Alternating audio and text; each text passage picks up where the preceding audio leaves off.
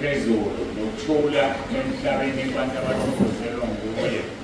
uJesu Kristu inkosi. uJesu Kristu inkosi. uJesu Kristu inkosi. uJesu Kristu inkosi. Ake siyambonga uNkulunkulu wethu, siyamdumisa, sibonge kakhulu bonke abebefakaza nakho konke osekwenzakele kuze kube manje. Kumnandi ukuhlala ulalele abantu befakaza. Noma ngifuna ngilungise istatement, kuthiwe ngibantu okuthola. Ngithe mina ngikhathele. Khona umahluko phakathi kokulala nokukhathala. Mina ngazi ngaphe ngikhulekele idimoni lokuthomba bese kuzobaba. Ngithe kuye ngikhathele. Ungicabangelayo yazi lo ngiqala izolo ukuma kuze kube kusasa. Ngithe mangithandaza ngibuza uNkulunkulu ukuthi obani abazongilekelela. Yaphendula ngokukhulu usheshiso. Lathi wedwa namhlanje zonke inkosi ezayo. So-ke angicomplaini, ngilungisa istatement ukuthi bengilehe. Hhayi-ke nokho akulutho-ke, angisishiye kanjalo sekulungile. Kodwa nje iqiniso lithi ngikhathele. Kodwa ngiyamthemba uNkulunkulu uzongisiza, angiphe amandla, sidlule kule nkonzo, sidlule kule sitsha, bese-ke ngiyophumula ekhaya, ngibuye kusasa ngiyingcono. Ukuphumula kahle-ke emva kwenkonzo yakusasa. Sibonga kakhulu bonke abafakazile uNkulunkulu anibusise. Ngiyethemba senibathintile abasukela bengashongo amagama abo. Incane le nto kodwa ngiyazi ukuthi kuyasinda ukuma la. Uma ehlezi lapho umuntu athi ngizofika ngiqale ngegama lami. Mase kula shintsha ukudla epletini. Hhayi kuyashintsha impela. Kukhona lami ebenithi usibani bani ukwenza short yena ngempela uvela ngazisho. Akulutho-ke sengibonga uNkulunkulu, ngiyethemba ongabhalane bami bakwazile ukuthi-ke bamthinte loyo ohambe ngashongo kamalanga. Usiza lapho ukuzala. Asiqhubekeke nenkonzo yethu ngoba si-late kakhulu ngo-30 minutes. Sekungcono kodwa besi-late kakhulu. Sekungcono ngoba kufanele izwi liqale ngo-5. Njengamanje 5:30. So it's late for 30 minutes. Sizofika isifundo izwi lenkosi. Bhayibheli chapter 11 verse 25. Kodwa ukuthi-ke kusasa ngokudinga inkosi sizokwazi ukukhava 26, 27, 28 and 29. Ngosuku olulodwa sesidinga ngiyamthemba uNkulunkulu. Isihloko sethu noma impilo yethu qala ngesiphetho engqondweni, begin with the end in mind. Ngesikhuleko.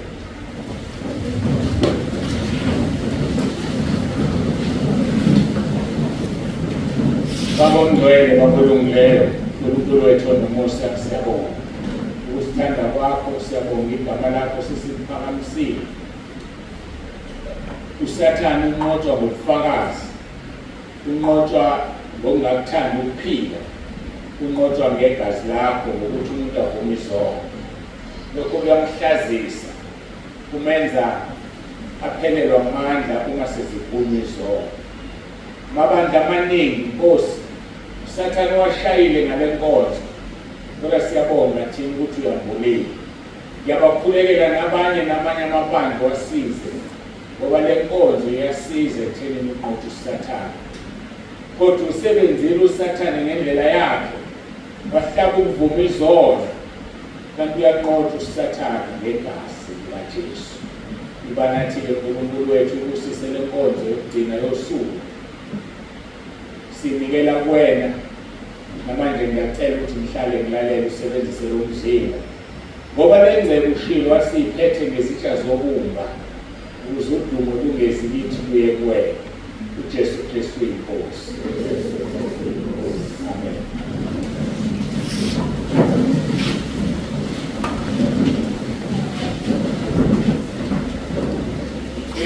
Amahebheru chapter 11 verse 25.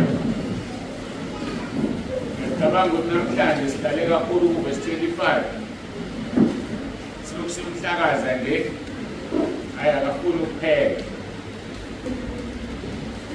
kunalokho wakhetha ukuphathwa kabi kanye nabantu bakaNkulunkulu kunokuba thokoze isikhashana esonweni.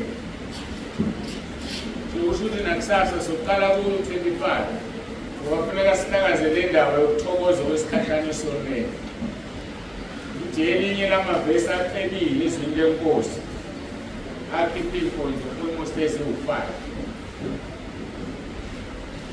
Kunalokho wakhetha ukuphathwa kabi kanye nabantu bakaNkulunkulu kunokuba thokoza isikhashana esonweni. Ezinkonzweni ezimbili ku-3 and 4 besikhuluma ngokukhetha. Uma ukhetha ukhethe ey'ntweni ezimbili noma ezingaphezulu kwey'mbili. John 13 verse 15 uthi ngokuba ngininikile isibonelo ukuba nenze nani njengokuba ngenzile kimi. Ngininikile isibonelo ukuba nenze nani njengoba ngenzile kimi. Kufanele kube yilo naloyo enze njengoba uJesu enzile kithi. Yini into enkulu eyenziwe inkosi uJesu kithi na? Usithandile. Ngakho ufuna nathi sibathande abanye. Abantu-ke bayahluka ngokusizwa uSathane benza izinto eziphambana nezo. Kuka ngabo uphoxeka bese uthi yazi ubani bekumethela. Ubani engakaze yenzeke kuye yona. Ongakaze nje athi yazi wangiphoxa usibani bani bekumethela. Kungaba ingane yakho, kungaba umngani wakho, kungaba ojola naye noma onjani. Ubani ongakaze aphoxe umuntu abemethela aphamisisana. Akekho. Uyazi ukuthi sonke leso sikhathi wethemba umuntu uyilandela isiqalekiso. Jeremiah 17 verse 5 uthi uqalekise umuntu othemba kubantu. So immediately wabeka ithemba lakho kumuntu, you are cursed. And wena uziqalekisile akekho uqalekise umuntu. Lithi izwi lenkosi, thanda umakhelwane wakho njengoba uzithanda wena. Kodwa uthemba uNkulunkulu ulindele yena makubo 37. Kodwa thina sithanda ukuthemba abantu kanti kuthiwa sithemba uNkulunkulu. Jeremiah 17 verse 7 and 8 lithi ubusisiwe umuntu othemba uJehova nothemba lakhe linguJehova. Njengoba eqalekise umuntu othemba uNkulunkulu nowenza ingalo yakhe ibe yinyama. Zingakanani iziqalekiso usuyiqoqele zona ngokuthemba umuntu? Zingakanani iziqalekiso usuyiqoqele zona ngokucela uthu kumuntu? Ekhona uNkulunkulu okufanele sicele kuye. Kodwa we belittle him, simenza abe mncane, sibona umuntu engcono ucele kumuntu.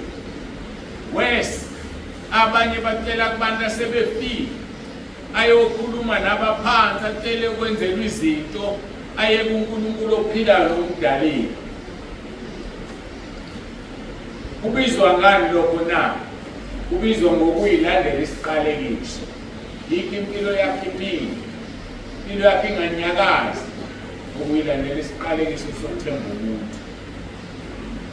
Asiyeke ukuthemba abantu, sithemba uNkulunkulu egameni likaJesu Kristu indodana yakhe. Okwethu ukubathanda abantu. Uthi uJesu la John 13:15 ngokuba ngininika isibonelo ukuba nenze nani njengokuba ngenzile kini. Akakazi uJesu asethemba, uyasithanda. Why thina sithembe abantu ukuthi asenze lento yena akayenzile kuthina? Asenzi njengaye nje kuphela, nengqondo iba yintsha ukuze senze sicabange size sikhulume njengaye. Iba yintsha ingqondo ngoba kufanele wenze njengaye, ukhulume njengaye, ucabange njengaye. Mangithethe uma unemizimba emibi, uzindle kabi ngoba ulingisa uJesu. Cha kunjalo. So ukwenza kwakho, ukukhuluma kwakho nokucabanga kwakho kufanele kufuze inkosi uJesu. Athi umpostoli Paul mayibhala kolomoya kaNkulunkulu, mawubekile lo mqondo owawukuKristu Jesu. So ukuze senze njengaye, sicabange njengaye, sikhulume njengaye, mawubekithi lo mqondo owawukhona nakuKristu Jesu. Abantu ke baluhumusha ngendlela eziningi lelizwi. Mawubekithi lo mqondo owawukhona kuJesu.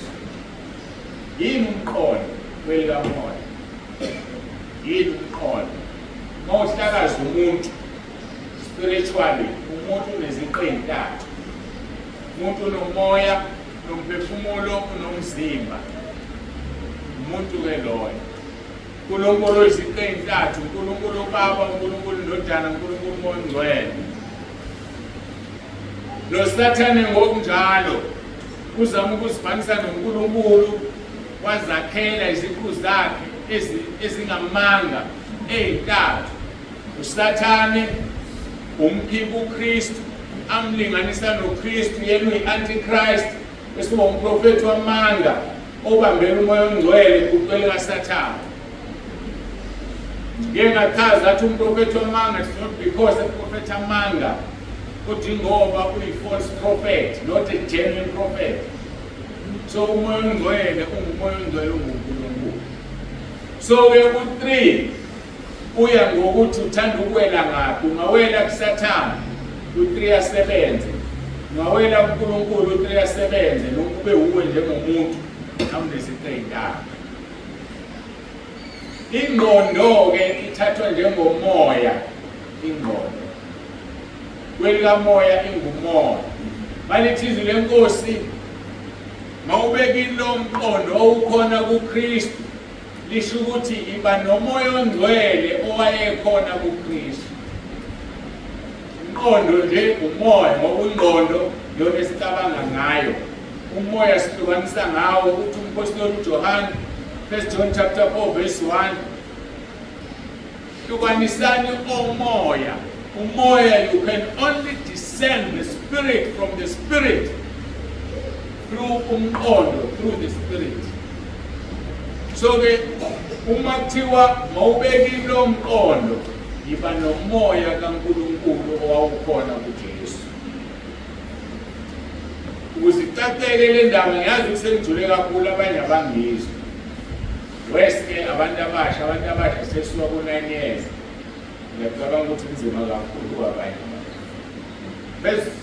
First Corinthians chapter 2 verse 10 ukucacisa umoya. Lithi ngokuba kithini uNkulunkulu kwambulile ngomoya, ngokuba umoya uhlolisisa konke, yebo nokujulileyo kukaNkulunkulu. Sikwenzeke sithulele seniyami Yesu kuyashisa. Ngivale mkhuleko.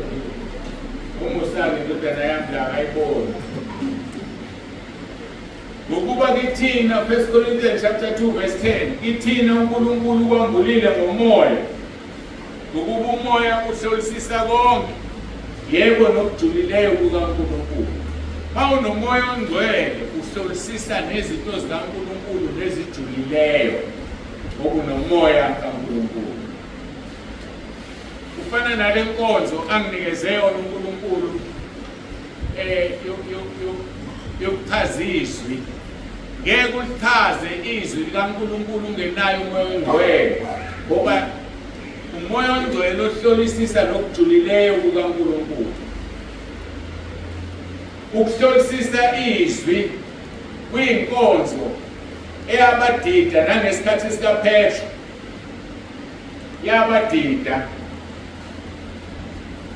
Mawufunda u2 Peter chapter 3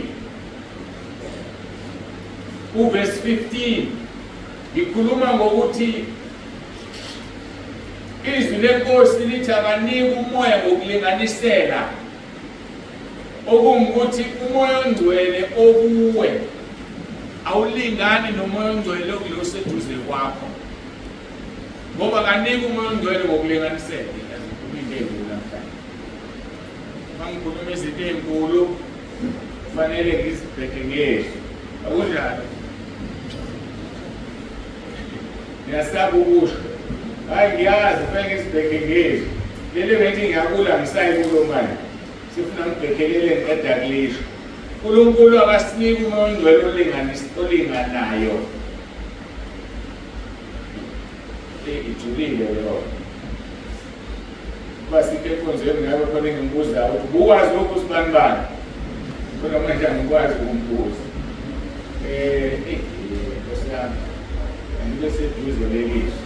uNkulunkulu akanika umoya ongcwele. Okay. Sithola khona manje. Uthi manje nini kodwa ngiyalazi uJohane. UJohn lo. Ukuthi-ke kuphike uJohn.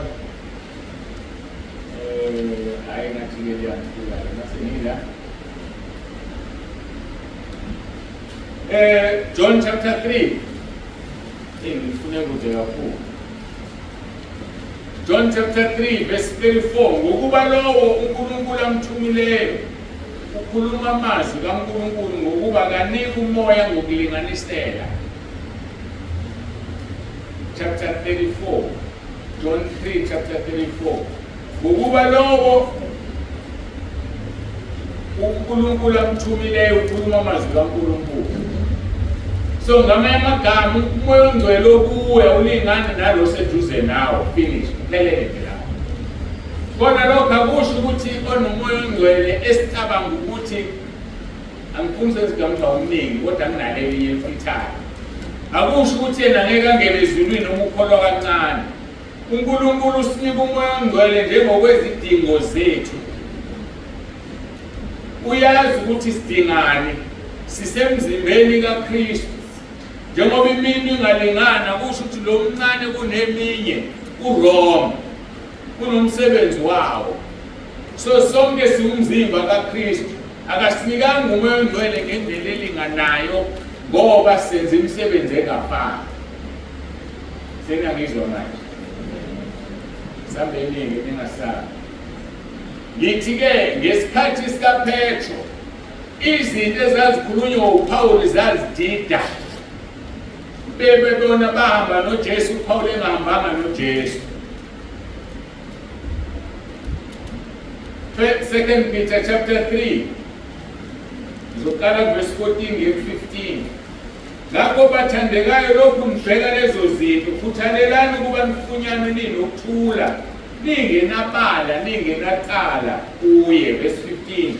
Nithi ukubekezela kwenkosi yethu kungukusindiswa njengalokhu nomzalwane wethu othandekayo uPaul wanilobela njengokuhlakanipha ephiweyo njengalokhu nasezincwadini zonke ekhuluma kuzo ngalezo zinto okukhona kuzo okunye okukhulu ukuzwisisa ukuthi abangafundile nabangaqinile bekuhlanekezele njengalokhu benze njalo nangezizwi wathi kube ukubhujisa kwabo. Namuhla uPetro ukhala ngencwadi ezibhalwe uPaul okukhulu ukuzi-understanda yena being the great wahamba noJesu wathi uJesu phezu kwaleli dwala izolakha ibandla lami.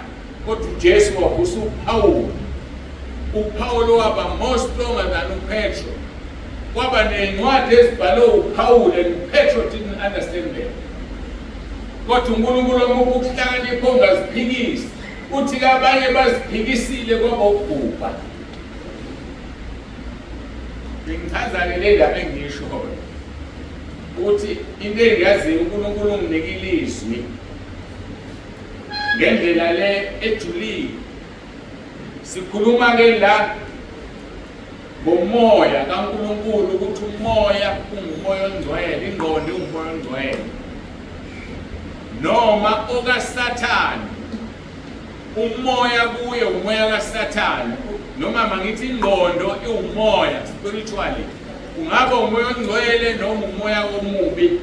Ngoba phela njengoba umuntu eziqu zintathu nowenza isono uziqu zintathu unenyama nomphefumulo nomoya. But sekukhona umoya kaSathane kuye kunokuba khona umoya kaNkulunkulu. Angithembe ngizwe ngilandele. Phinde kuverse 10 ka1 Corinthians chapter 2. Ngokuba akithini uNkulunkulu kwambulile ngomoya ngokuba umoya uhlolisisa konke yebo nokujulileyo kukaNkulunkulu. So ngomoya ongcwele sihlolisisa izinto ezijulile zikaNkulunkulu. Ngoba umoya ongcwele uyembula usho njalo uJesu uthi uzosambulela konke okuzayo asifundise futhi asitshele lokho akuzokhulunywa ezulwini. So uma unomoya ongcwele ucebile spiritually uphelele ngokuthatha bezulu kukuwena. uNkulunkulu uhlala kithi ngomoya wakho ongcwele benendodana yakho uJesu abahlali ngeziqhu zabo bahlala ngomoya ongcwele. So uma umzalwane ungenayo umoya ongcwele ngiyakudabulela usenkingeni ngoba ngomoya ongcwele sihlolisisa izinto zikaNkulunkulu. Verse 11 siseku 1 Corinthians chapter 2 ichaza ingqondo yilapho la ngikhona ngokuba ngumuphi kubantu owazokomuntu uma kungesiyo umoya womuntu okuye na. Izinto zakho uzazi ngomoya awuzazi ngomphefumulo. Umphefumulo ufana nomzimba kamoya bese kuthi umoya uyingqondo yalo mphefumulo njengoba ingqondo iwumzimba wenyama. I hope ngiyangilandela. Kodwa-ke uma ungekho ekhaya lezi usenkingeni usekhaya lezi uphinda ilalele lenkonzo ekhaya angizwe ukuthi ngithini. So-ke umuntu uziqhu zintathu, uNkulunkulu uziqhu zintathu, noSathane uyazama ukuba iziqhu ezintathu kodwa akakwazi ngoba konke okwakhe kuyi-imitation. Ngumuphi kubantu owazokomuntu uma kungesiye umoya womuntu okuye na. Ngokunjalo nokaNkulunkulu akwaziwa umuntu kuphela ngumoya kaNkulunkulu. So izinto zezulu sizazi ngomoya kaNkulunkulu. Izinto zasezulwini sizibuka through umoya ongcwele. Mawungenayo umoya ongcwele awukwazi ukubona izulu ngamehlo kamoya ngoba amehlo akho kamoya umoya obusa kuwe yilo wesitho ubusathana. So kusemqoka ukuthi umuntu abe nomqondo kaKristu. You now understand that verse elithi mawubekini lo mqondo wawukhona nakuKristu Jesu. Mawubekini umoya ongcwele wawukhona kuKristu Jesu. It simply says that. Kodwa siqhubekeke sichaze imphilo verse 11 ngokuba ngumuphi kubantu owazokomuntu mangesi umoya womuntu okuye na. Ngokunjalo nokaNkulunkulu akwaziwa umuntu kuphela ngumoya kaNkulunkulu. Ingakho uJesu wenze izinto ngomoya ongcwele ngoba umoya ongcwele uyena oyilink. Umoya ongcwele uyena onguNkulunkulu oyephila kuJesu. Umoya ongcwele uyena uNkulunkulu ophila kithi. So zonke izinto zikamoya sihambe ngomoya singahambi ngokwenyama. Uma uhamba ngokwenyama inyama ikhanuka okuphambene nomoya. Verse number 12. Kepha thina samukelanga umoya wezwe kodwa umoya ovela kuNkulunkulu ukuze sikwazi esikuphiwe uNkulunkulu ngomusa. Uzokwazi kuphela okuphiwe uNkulunkulu ngomusa ngoba unomoya kaNkulunkulu. Ngeke ukwazi umoya kaNkulunkulu engekho. Ingakho umuntu eqhubeka endleleni. Ingakho umuntu elimala endleleni. Njengoba abanye kade befakaza nofakazile lesasikhathi eside ushika ukuthi wahamba walimala endleleni. Iyodwa into elimaza umuntu endleleni ukungabikho kamoya ongcwele. Iyodwa into edala umoya ongcwele angabikho kumuntu isono. Mawufunda ku 1 John I believe chapter 5 verse 7 angisakhumbuli.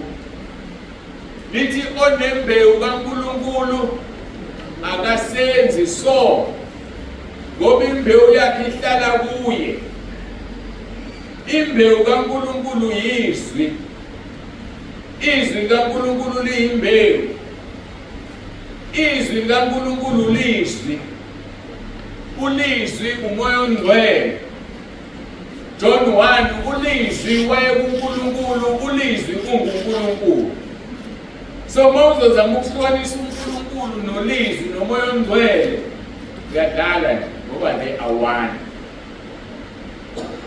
Mhlawumbe ukuze kube simple ukunderstand ukuzwe. Nathi angizwa ngiyakhuluma. Ngikhuluma ngani? Ngevoice angithi.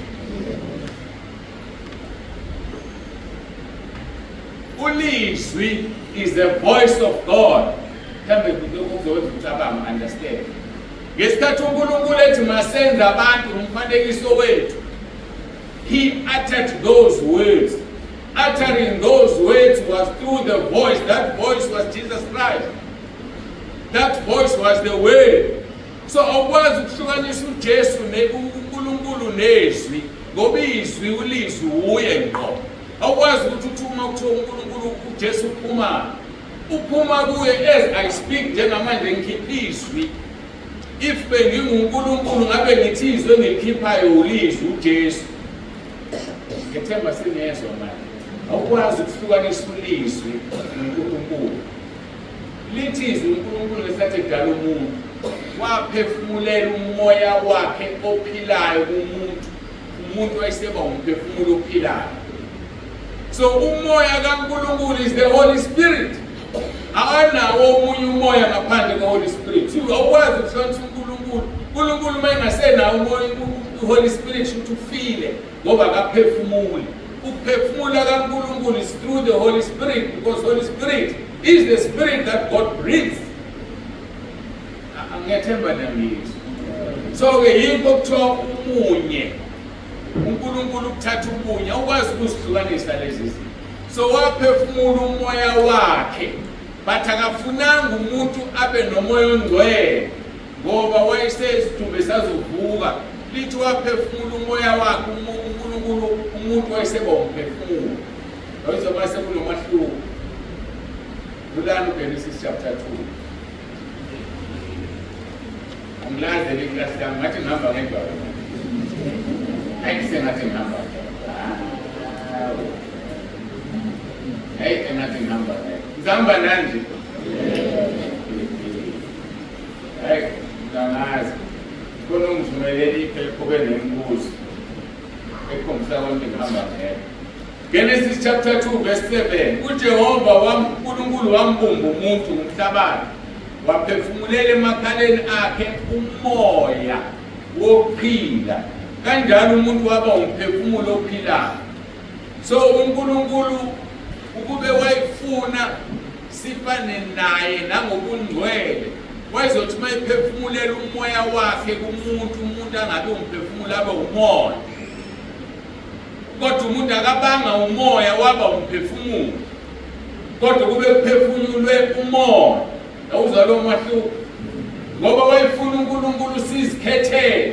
Sifuna umfuna umoya kaNkulunkulu uhlale kithi phezu kokuba sinomphefumulo.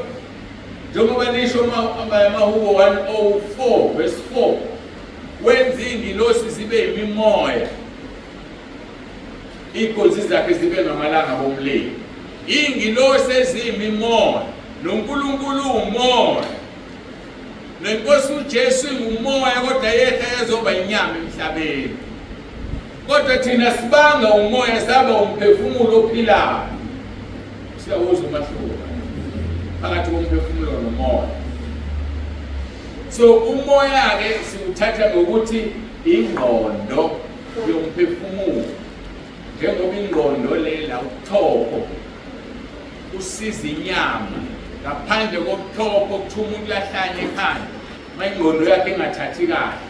Nomzalwane kongenawo umoya ongcwele siswela amagama okusho, but literally uyahlanya lo mzalwane ngoba ingqondo yakhe distorted. Umoya ongcwele kuya ngekho, kodwa ubiza umntwana kaNkulunkulu. Hayi ngiyabona ngase ngiqala uhlelo ngiyangizwa. Hayi kusho ukuthi ngiyangizwa. Angiphindi verse 11 ke. Ngokuba ngumuphi kubantu wazokomuntu uma kungesiyo umoya womuntu okuye na. Ngokunjalo nokaNkulunkulu akwaziwa umuntu kuphela ngumoya kaNkulunkulu. Umoya ongcwele wazi izinto zikaNkulunkulu. So umuntu onomoya ongcwele wazi izinto zikaNkulunkulu. But ngoba ungumuntu up to a limit, because umuntu ngeke azithwale izinto ezithwele uNkulunkulu. Umoya ongcwele ukotshozela okungangalokho wena okwakho. Yikho umpostoli Paul ethi masela emhlabeni sazi ingxenye sobona okupheleleyo okwenzayo. Ngoba umoya wethu awukwazi, umzimba wethu awukwazi ukuthwala into kaNkulunkulu. Ngake ngakhuluma ngelinye ilanga uNkulunkulu ekwambulile, ngibulile ku-2021, 2022 umnyaka uma uyophela, ngibule kancane kulokhu. Bagcine ngambulela ukuthi uma ngigula sengibanga nezifo engathi ngizofa. Kusuke kunezinto anginika zona zezulu. Kodwa lezi izinto umzimba wami uyahluleka ukuzithwala. Then I become sick. Ngoba ukwazi ukuzithwala. So umoya ongcwele, umoya kaNkulunkulu uphelele kithi, kodwa ukuphelela kwawo akusho ukuthi sinezinto zikaNkulunkulu ziphelele kuthina. Ngoba akekho ongayithwala izinto zikaNkulunkulu. Manje izwi lenkosi imicabango yakhe ingangehlabathi izolwana. Kusho ukuthi ucabanga thina sonke at the very same time. So uma ngaba nomuntu okwazi ukucabanga bonke abantu ngesikhathi esisodwa, ngeke aphinde ukuzogula, umzimba wakhe nengqondo yakhe cannot conceive that. Ayikwazi ukuthwala. Kodwa le ndlela lelo zinga uNkulunkulu asinikeze lona, that is why ke kunelelazwi elithi akasiniki umoya ngokulinganisela. Uyasazi ukuthi ubani ongathwala ongako, ubani ongeke akuthwala ongako. Number 2, uyazi ukuthi singabanga izipho. Umzalwane othile akakwazi ukwenza ukuthile angathadine la, ukuze othile akwazi ukusuka lapha ayodina lapha ya. Kodwa bonke banomoya ongcwele. That's how God gives us izipho zethu. Ngiyathemba ke ngizwakala. So ke ngumuphi kubantu wazokomuntu ngesiwe umoya ubuye na, sazo kaNkulunkulu ngomoya kaNkulunkulu. Verse 12. Kepha thina asamlelanga umoya wezwe, kodwa umoya ovela kuNkulunkulu ukuze sikwazi esiphiwe uNkulunkulu ngomusa. So umuntu uma engawu-understand umusa kaNkulunkulu, kuyingoba engenaye umoya ongcwele. Mhlawumbe silungise naleyo. Abantu abaningi ukuthi ngiyayikhohlwa le nto, angazi ngokwesikole sengayikhohlwa kuthiwa yini. Ama-verb nama-nouns. Akushiwo ukuthi umoya ongcwele wona ukumenza into, umoya ongcwele yena awunaye umoya ongcwele. Akushiwo ukuthi awunawo umoya ongcwele. Uma sithi awunawo umoya ongcwele simenza into, awunayo imali. Kodwa ngeke kusho ukuthi awunawo ubaba, kuthiwa awunaye ubaba. Awunawo umama, wrong. Awunaye umama, umama umuntu. So nomoya ongcwele kuthiwa awunaye umoya ongcwele, akusho ukuthi awunawo, ngoba kusuka lo moya uvunguza phandle. Khona umahluko phakathi komoya ovunguza phandle nomoya ongaphakathi. Niyayizwa lo? Iseklasini kodwa nginazi ngathi ngiyeklasini. Kodwa uphethe iBhayibheli lesingisi la. Ukhona? Akekho. Emafonini ena alikho.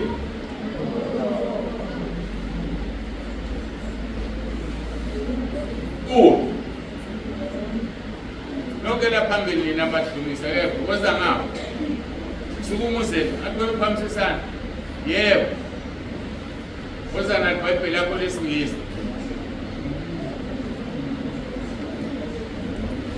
Ngeke mtheleke mic. Ukunikeza lento manje. Ngidlule kuyona. Cela uhlale lapho kulesa sikhathi. John chapter 16. Verse 8. Kunasilungiselelo abantu abanciphisa umoya ongcwele. Ikele kahlale ngekumo lokuthi wona ini uyinto yini isivumbumo esiphandle. Ngoba uyena. John chapter 16 verse 8.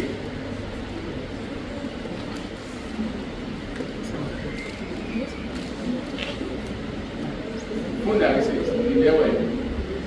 When he comes, he will convict. When he comes. Elizwa lelo gama kubizwa ngohi. Ukube bekumoya ovunguza phandle bezothiwa when it comes.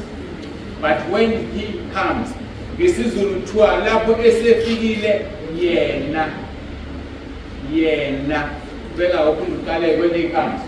When he comes, he will convict the world of guilt in regard to sin and righteousness and judgment. Ubambe lapho kasike verse 13. Ngomfundisa ngohi no she no it kamoya ngcwele abantu baye kuphela emoya ngcwele. Verse 13. But when he, the Spirit of truth, comes, he will guide you into all truth. Ubambe lapho. When he comes, the Spirit of truth, he will guide you. Lesizulu kepha nxa esefikile yena umoya weqiniso akushiyo ukuthi uma esefikile wona umoya weqiniso.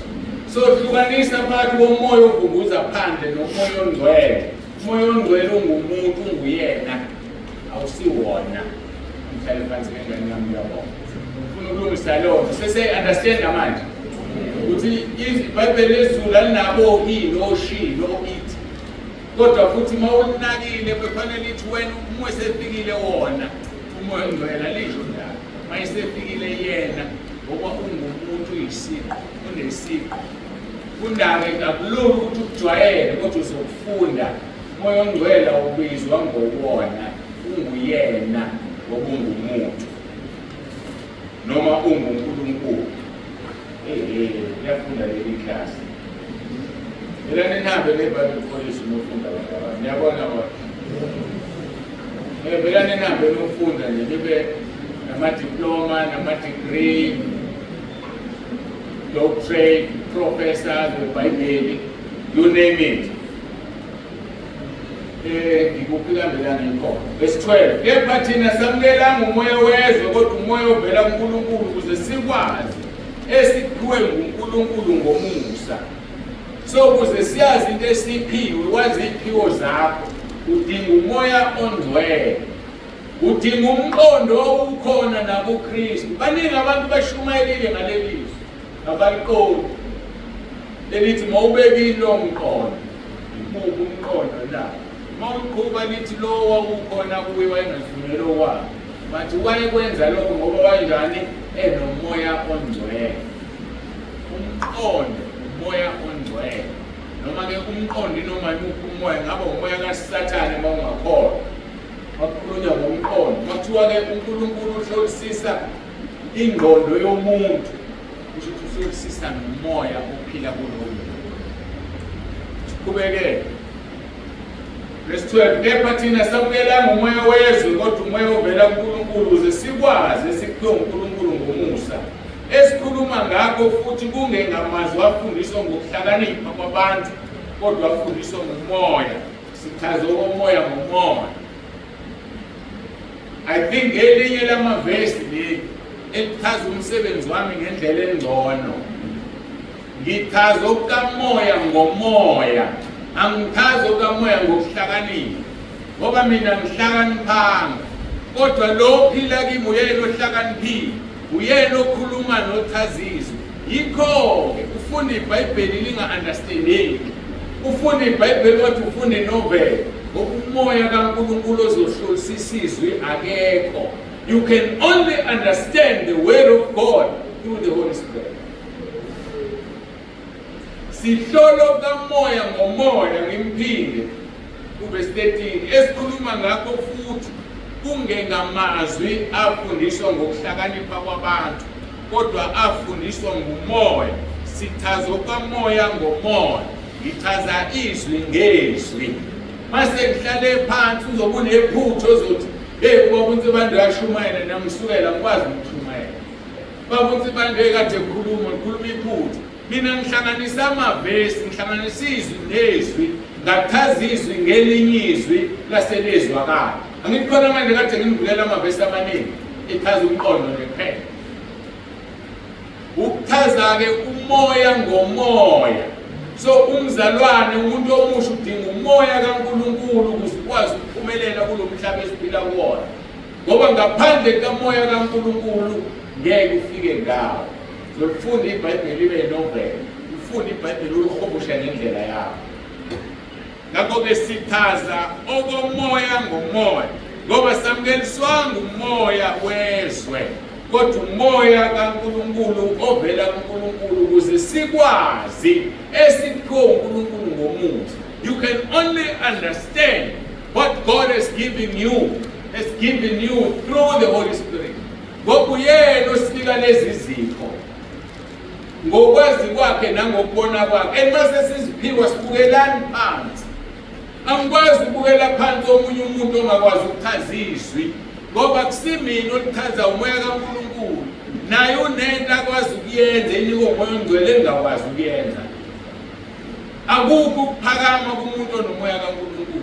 Mawuze umfundisi ezokuphakamela la phambili epulpit, wokwazi into eyodwa ukuthi akanayo umoya kaNkulunkulu. Thola umfundisi ozozinweba nathi ngikhulekela abantu basinde. Akho umuntu osindisa abantu. Abantu basindiswa uJesu ngegama lakhe.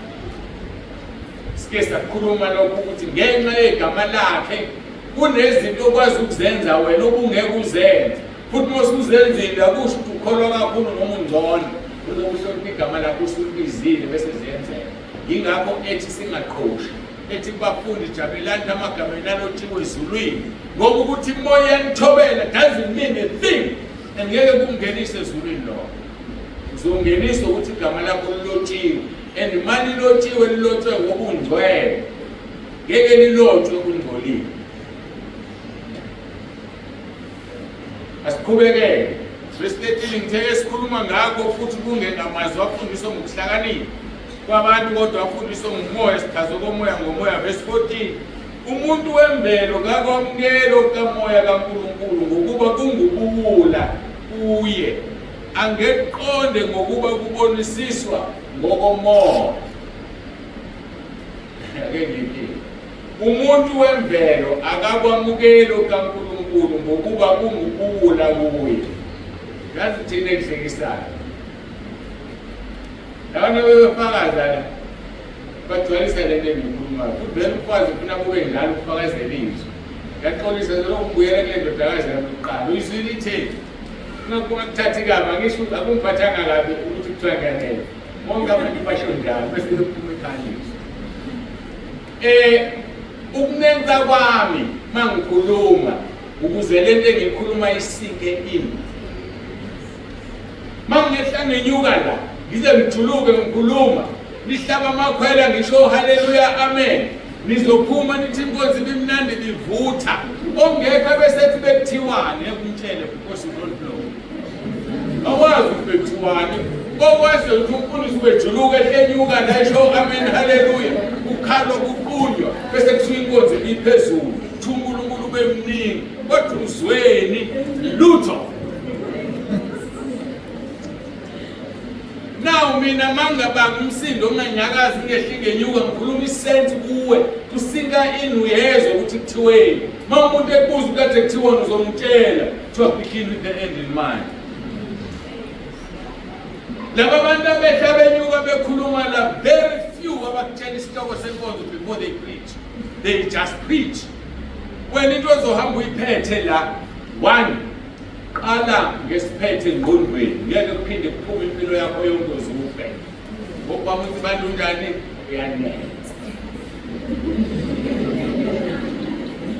eyizwa lona nawo abantu benze njengekhalezi bafike bangene bezwelele ikhethe elinenzayo bejwayela abavuthayo bese kuthiwa ngivutha kanti lesikhathi ngivutha kakhulu ukuthi ukuvutha kwami akushisi kodwa ngivuthethe kushamadimoni.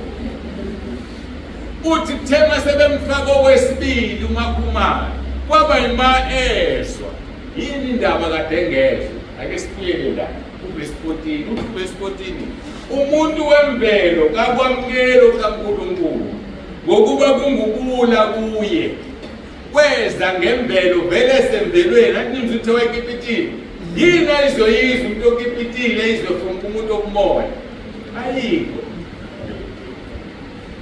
Yikho bephuma ekhalezi ulalela inkonzo yodwa phuma ngilalele emnalelo vele ngeke ngizwe ngoba kusiyena wasekhaya izulwini akusho mina kushisa ngulu 1 John chapter 4 manje ke yikho ke thina singaphatheki kabi sisheshe sibondo akeni wasekhaya 1 John chapter 4 verse 5 lithi bona ngalokho bakhuluma kwezwe nezwe liyabezwa verse 6 thina singaba kaNkulunkulu omanzi uNkulunkulu uyasizwa, ongesiyo kaNkulunkulu akasizwa. Ongeselwa uNkulunkulu mina ngeke ngizwe futhi akungikhathazi lokho. Indlela engibona ngathi ayilona kuyena wasekhaya. Ngoba kangizwa. Ngikhuluma isiGreek kuye. Kodwa ongasezulwini ngizwa kahle. Ngikuthintele seduze kwakho selele, khonolele eduze kwakho. Ukuthi seduze kwakho, ngibalekisa amehlo manje ngoba ngifuna abe namahloni. Buke bese unyakazisa, ngiyambona nje mina. Asiye ku 1 John chapter 2. Verse 18 no 19 ngikhuluma ngabantu abangangizwa. Bantwanyana sekuyisikhathi sokudina njengalokhu nezwe ukuthi umphiko uKristu yeza. Nakalokhu sekukhona abaphika uKristu abaningi.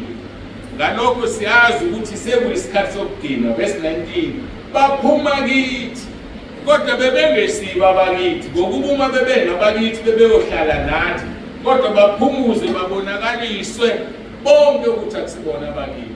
So laba baphuma ekhaya lezwi bangabaphika uKristu baphuma kithi ukuze babonakaliswe ukuthi bebengebona abakithi.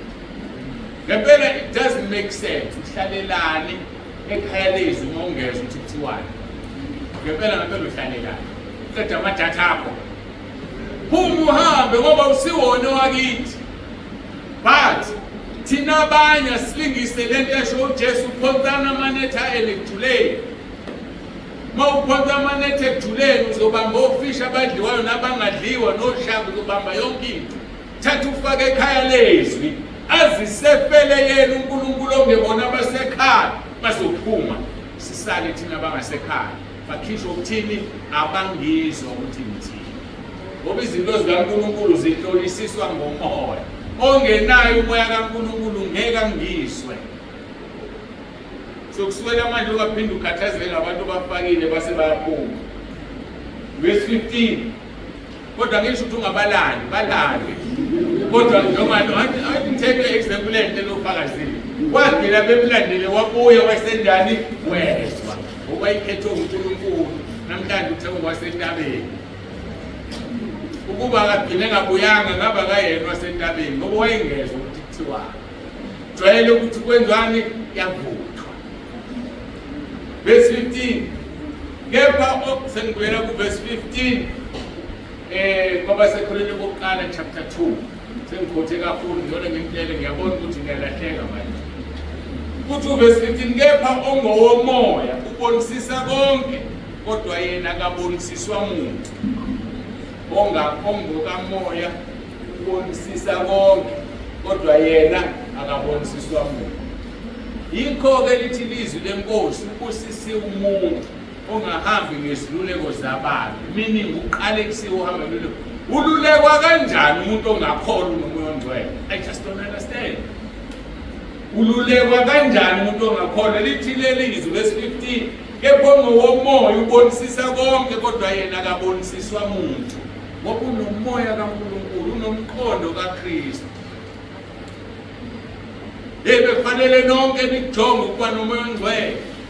Singawushintsha lo mhlaba uma sonke ekhaya lezwi more than 8,000 people singaba filled with the Holy Spirit.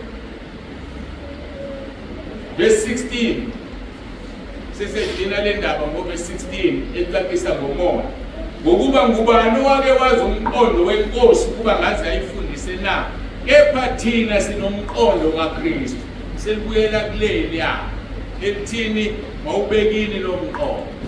Kepha thina sinomqondo kaKristu only if sinomoya ongcwele. So baningi ke bakhumsha ngokuthanda kwabo ukuthi mawubekini lo mqondo. Kusuke kuthiwa nje awube kumoya ongcwele. Finish. Umqondo kaKristu umoya kaNkulunkulu umoya ongcwele. Uma umoya ongcwele ekithi kwenzeka leli verse abasePhilip chapter 2 verse 13 elithi ngokuba uNkulunkulu osebenza kini nokuthanda nokwenza njengentando yakhe. For it is God who works in you to will and to act according to his good purpose. Ngithanda ukuchaza lento enkundleni ebesinayiphipha. Ngicabanga ukuthi angadethi isikhathi eside ngichaza lokho. Philip 2 verse 13. Kodwa uNkulunkulu mawusunomoya wakho usebenza kuwe nokuthanda nokwenza. Uyena okwenza uthande, uyena okwenza wenze ngokumoya kaNkulunkulu kuwena. Mhlawumbe ukuze uyi-understand leyo, ngilinganise ngento ezokwenza mhlawumbe u-understand. Niyawazi labo popaya bangamarobot? Niyabazi? Bahamba ngani ngamabhesha ngithi? Bese becontrola ngani? Nge-remote control. Right? Uma ke lelizwi lithi ngokuba nguNkulunkulu osebenza kini nokuthanda nokwenza njengentando yakhe, umoya ongcwele uyasicontrola senze izinto according to God's pleasures or according to God's will. So umoya ongcwele mawufunda lapha lithi uJesu umoya ongcwele uzohlala kini phakade. Kodwa ngazi benze njani namhlanje. Nithathwa ngihambe emhlabeni ngobazalwa. Hayi kathi ngihamba. Yini ngigeqa amagula kangaka ngithi ngiyemuka. Hayi yazi ngiyawageqa amagula namhlanje. Hayi ngigeqa amagula. Ngicabanga ukuthi verse chapter 14 ngokaJohane. John 14 verse 16. Ngiyakucela kubaba aniphe omunye umduduzi wokuba hlale kini phakade. Lokho kusho ukuthi umoya ongcwele uzohlala kithi ngunaphakade. Ngisho ususe ezulwini uzoba unomoya ongcwele. Iyo ke lento eyenza uSathane vele wayengayena umuntu ofanele abe nomoya ongcwele ajikele uNkulunkulu because wawungekho umoya ongcwele okuzomenza to will and to act according to God's pleasures. So thina masingabantwana bakaNkulunkulu, uNkulunkulu wenza sure usinika ubuyena buphile kithi ukuze ubuyena bube yibona busicontrolayo to do his will. Ingakho ngokaNkulunkulu nembewu yakhe akasenzi so ngoba ngeke asenze so ngoba ukuthina uNkulunkulu uyasicontrola. Sorry to say like robots, but not like robots actually, but ngizama ukumsebenzisela yana uthi robot ubeka control control langa ngamabheke. So umoya ongcwele uphila kithi bese senza izinto zikaNkulunkulu and even unaware ukuthi wenza intando kaNkulunkulu. Ngoba umoya ongcwele take control. Ngiyambona semqoka kanjani umoya ongcwele? Uzohlala kithi phakade. So ngeke sesisezulwini kube khona lento ukuthi ucasuke. Yazi ngicasula usibanibani. Ngoba ucasuka kuphi umoya ongcwele ngakuvumela isono leso. Ayikho into yoyenze isono ezulwini because umoya ongcwele uzobe kuwe and umoya ongcwele usohlithwa ngaye. Mawungenayo umoya ongcwele ngeke uhlithwe nebani. So umoya ongcwele ukhiye kumzalwane, ukhiye nje kumzalwane. Ngoba uNkulunkulu obukwena, uNkulunkulu wehlile nendodana yakhe bahlezi kuwe ngomoya ongcwele. So ngaphandle kamoya ongcwele awukwazi ukungena ezulwini. Ngoba uzofika ufane noSathane, ube neqoqebana lezilo zakho ozojikisa ubhekishe kumelane noNkulunkulu. So uthi uJesu ngizokumcelela ukuthi uBaba anike umoya ongcwele ozohlala kini phakade.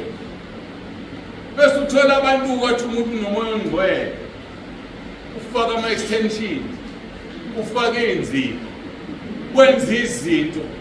Inhlamba le uthuka umoya ongcwele uhlala kanjani umoya ongcwele kumuntu ozishintshayo sola uNkulunkulu ukuthi wangidalela ngane enwele emfushane mina ngifuna iy'nwele ezendile bese kuthiwa beqhamuka uzosithetha unomoya ongcwele.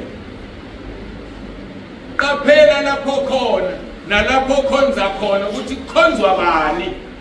Sengikhuluma-ke ngoba le nkonzo iya yonke indawo ayikunina kuphela, khuluma nabo bonke abantu. Umuntu ophila impilo emelene nezwi likaNkulunkulu akanaye umoya ongcwele, it ends there. Noma ngakutshela umoya ongcwele uthe vele phela nomoya kaSathane bawubiza ngongcwele uzikhuhlise abazalwane. Wena funda izwi then uzokwazi ukuhlukanisa umoya. Ngakho-ke, for it is God who works in you to will and to act according to his good purpose. Wakhetha ukuphathwa kabi kanye nabantwana bakaNkulunkulu. So ngamanye amagama sesiyabona ukuthi ngenzeka ukuthi uMose akazange azikhethele ngokuthanda, but umoya kaNkulunkulu wamenza wakhetha, ngoba umoya kaNkulunkulu wenza izinto zikaNkulunkulu. Awukwazi ukuthi uthi unomoya ongcwele bese wenza izinto eziphambene nomoya kaNkulunkulu.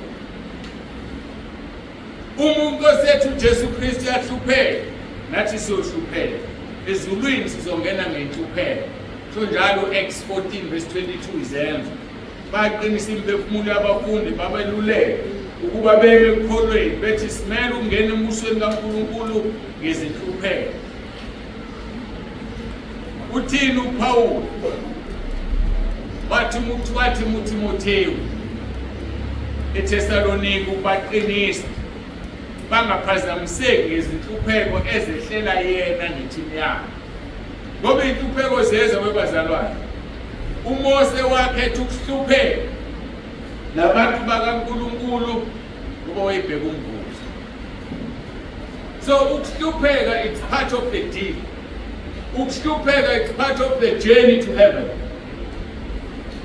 Mawubalekela ukuhlupheka ungenzeka ukuthi ubalekela ukungena ezulwini. Uthi uTimotheyu uPawulu ngoba seThesalonika first chapter 3 verse 2-4 sathi uTimotheyu umzalwane wethu isikhonzo sikaNkulunkulu evangelini likaKristu kuba niqinise anivuse baqondana nokukholwa kwenu ukuba kunganyakaziswa umuntu ngalezo zinhlupheko ngokuba niyazi nini ukuthi simiselwe lo. So simiselwe ukuhlupheka singabaholi bamabandla, simisela ukuhlupheka singabefundisi, kodwa sifuni nina niphazamiseke ngenhlupheko zenu. Verse 4 ngokuba kuthe sisekhona kini sanitshela ngaphambili ukuthi siyakuhlushwa njengokuba kwabanjalo nani nikwazi. Hayi sisazohlushwa ebazalwane. Wahlusha uJesu. Masiqinene ekukholweni. Singadangaliswa izinhlupheko zabaholi bethu ekukholweni. Hayi singadangaliswa izona. Kunalokho sibakhulekele. Yabona mabengena la. Abazothi bathunywe uNkulunkulu usho njalo uJohane. Uthi laba banibulalayo bazothi bathunywe uNkulunkulu. Yabo mabengena la. Umuntu oqala bazodila naye yini? Hayi. Bazodila nami qala. Mangigodola ngena la ngisaba nani ngizosaba. So kufanele mina ngibe nesibili. Bethi mabe ngishange ngeke bethi phika uJesu ngithi angimphiki. Bashaya ngenkembe ikhanda lishonele intsheko ibone iroda yodwa manje. Umzimba usale wodwa. Baqale batetezele yothambeka obuhamba naye kudala ephume kanjani. Kodwa bayoqala ngobani? Nami. Ngoba mina ngimhambi kwenu. Ekhaya baba bayoqala ngawe ngoba wena indoda bagcine ngeingane umisela ukumela uJesu. Khetha ukuhlupheka nabantwana bakaNkulunkulu. Athi ku-Efesu 3 verse 13 ngalokho ngiyacela ukuba ningadangali ngezinhlupheko zami ngenxa yenu okuwudumo lwenu. Ningadangali bazalwane ngenhlupheko esizongena kuzo. Qinani nemesibili kakhulu thina singabaholi. Ungafiki nomncane umcabango ukuthi awu uma ethi uyakholwa indoda kaNkulunkulu yini ahlupheka. Hayi sizohlupheka uJesu ahlupheka. Ithina sizohlupheka kakhulu ukudlula nina esingabefundisi. Ungakwenzi ungabazi, ungakwenzi ujike, wokwazi ukuthi bakha umqhele wami. Ukuthi uJesu manihlushwa ngenxa yegama lami. uNkulunkulu uzowenza isipili. Nani bazalwane ningadangaliswa izinhlupheko zenu ngoba thina siyazincoma ngani. Hlupheka kwakho ungakudangalisi ukuthi awunamzali uyahlupheka awazi uzolala udleni isabelo ukuze uthole umvuzo ezulwini. maseThesalonika besibili chapter 1 verse 4 and 5 kuze ukuthi thina ngokwethu sizincome ngani emabandleni kaNkulunkulu ngenxa yokukhathazeka kwenu nokukholwa ekuzingelweni kwenu konke nasezihluphekweni enibekezela kuzo. Nisazobekezela kube nenhlupheko nibekezelela ukukholwa kwenu. Ake simthandeni uNkulunkulu, singamthandi ngoba esenzele ukuthize, simthande noma sisenhluphekweni ukuze sithole umvuzo kanye naye.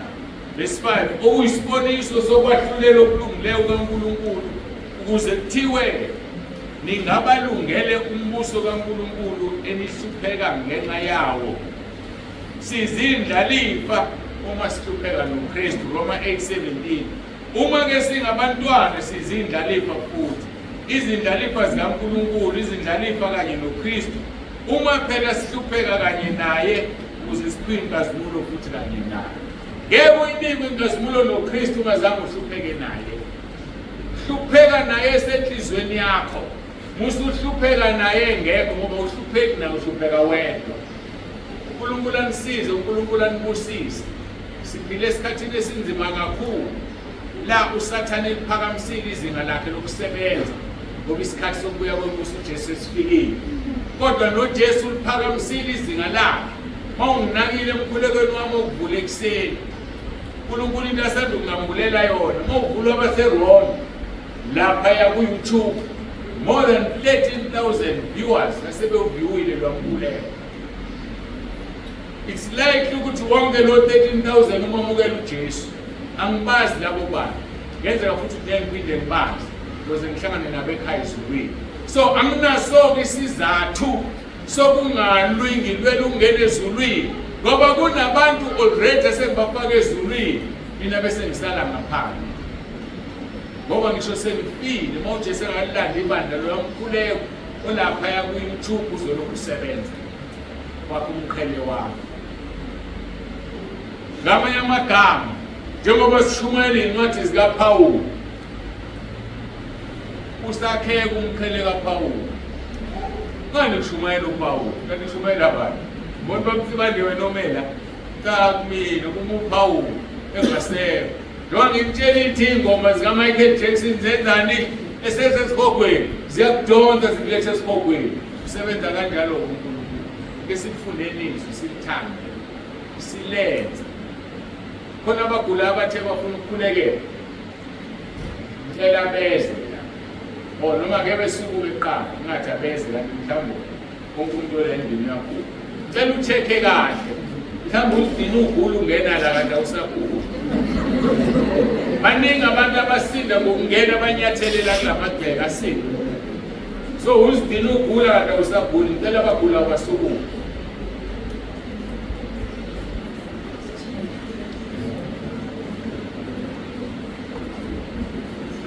Umkhengi usukumile.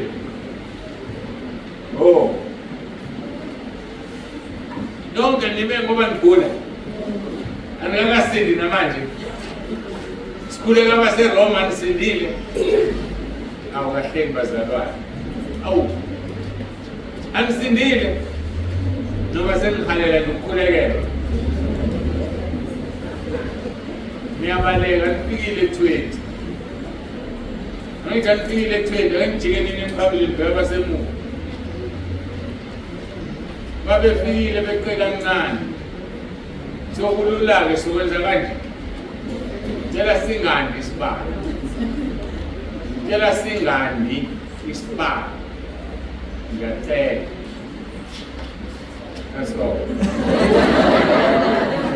Naso. Ake ngizame. Sengifike. Yazi bengizamani. Ufuna sikhuleka abaseRoma 10 nishaya ulayini lami bekisandla ngithi uJesu Kristu inkosi. Ngeke ngisakwela. Sebandile uthi uPaulo uthi ngizothiniza lami bebesukuma bengeke. Ngisezokusibeka isandla. Ngizamile hlulekile. Phamsani izandla lonke elimile sikhuleka abaseRoma 10. Emva kwalokho ngizonikhulekela umkhuleko mase ngiqedile sengimkhulekele. Sengibuyisela kumphathi ohlele emva kwalokho. Nkosi Jesu, ngiyavuma ngomlomo wami ukuthi uyinkosi. Ngiyakholwa enhliziyweni yami ukuthi uNkulunkulu wakuvusa Nkosi Jesu kwabafileyo. Ngiyakhuleka egameni lakho Nkosi Jesu ukuba ungisindise. USathane angimfuni, amadimoni angiwafuni. Ngiyacela Nkosi Jesu uphathe impilo yami, ungikhulule emandleni kaSathane, ungikhulule ekuguleni, ungiphilise Nkosi Jesu, ungilondoloze uze ungivuse ngosuku lokugcina. Ngokukholwa ngiyabonga ukuthi sekwenzekile. uJesu Kristu inkosi. Amen. Ngikulekelele baba egameni likaJesu ophilayo, bonke abamile Nkosi bathi bayagula, uyabazi badalwe nguwena. Ngokwehubhwana 7:20 uthi abantwana bakwaIsrayeli bakhala begula, wathuma izwi lakho labaphilisa labakhulula emathuneni. Ngithuma izwi lakho-ke manje Nkosi kulona loyo ogulayo omile manje, ukuba Nkosi umphilise. Izwi lakho linamandla, ligijima ngaphezu kombane, lidabula ulwandle, lidabula amanzi, lidabula umlilo, liqonda ngqo lapho kunesifo khona, liyabaphilisa. Ngezwi lakho siyadala, ngoba wena wadala ngezwi lakho, futhi uyasusa ongakufuni ngezwi lakho. Izwi lakho lingulizwi, ulizwi unguNkulunkulu. Ngiyacela-ke lizwi uwenze umsebenzi, sibize lakho igama elinamandla. Qalekisa yonke imimoya, amadimoni, amadevil weshiphasi, ngoba siyazi ukugula kusuka emkhathini, bayaphiliswa manje bonke ngegama elinamandla likaJesu Kristu inkosi yethu. U-Isaiah 53:5 ngemvimbo yakho siphilisiwe. Matthew 19:26 ongenzeki kubantu Nkosi kwena kuyenzeka. Siyabonga ukuthi usubaphilisile. Dumo lonke silinikeza wena, uJesu Kristu inkosi. Amen. Siyabonga uNkulunkulu seniphilile nonke, seningahlala. Ngibuyisela-ke kumphathi wohlelo uJesu Kristu inkosi. Manje siyasikhala.